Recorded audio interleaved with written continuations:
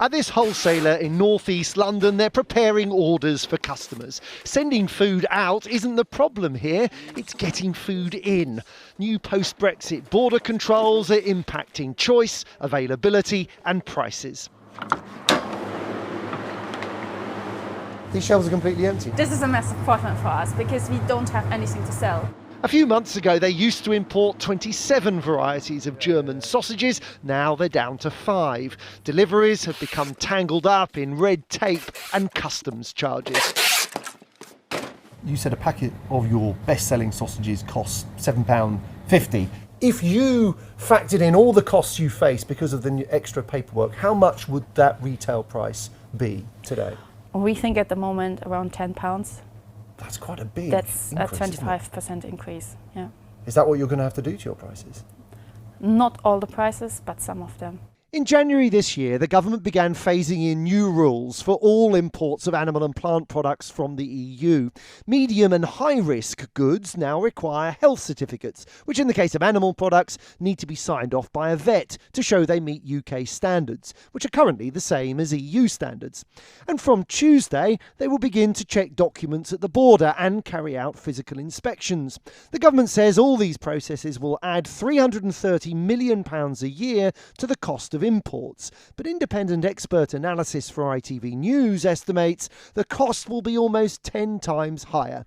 And if all these costs are passed on to consumers, they'll add almost £9 a month to the average household food shop.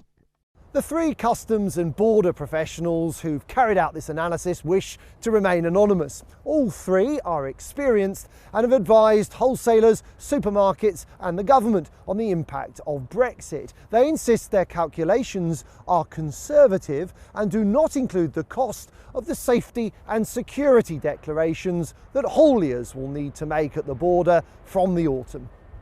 The new rules are a bigger problem for smaller importers because the customs fees are largely fixed per consignment. Supermarkets fill lorries with food, smaller importers fill pallets. As a result, they end up paying more in charges per item. We showed our analysis to this customs expert who described it as robust. These numbers are estimates, of course, but they do seem to be based on fairly moderate assumptions.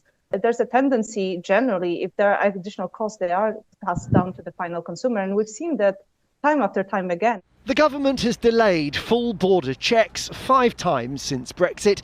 2 years ago, Jacob Rees-Mogg explained that doing so protected consumers from higher food prices. Labour has ruled out rejoining the EU's single market and its customs union if it wins the next election, but says it will seek a veterinary agreement with the EU, which could reduce the red tape in both directions. The bottom line is none of this needs to happen. Nothing in Brexit means that we have to charge people these silly amounts of money to bring food into our country. This government has chosen to do it. It's chosen to pay for its own mistakes and how it negotiated by making consumers pay more for their food and causing shortages. The government says it did a rigorous assessment of the cost of the new border checks, but refused to share it with us. It insists the checks are fundamental to protecting the UK's food supply chain against diseases and that they will have a minimal impact on food prices, with just a 0.2% increase over the next 3 years.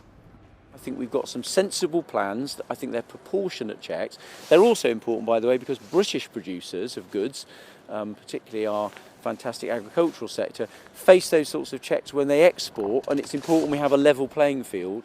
Before the referendum, some argued Brexit would make food cheaper, but a quarter of everything we eat is imported from the EU, and it's about to become more expensive.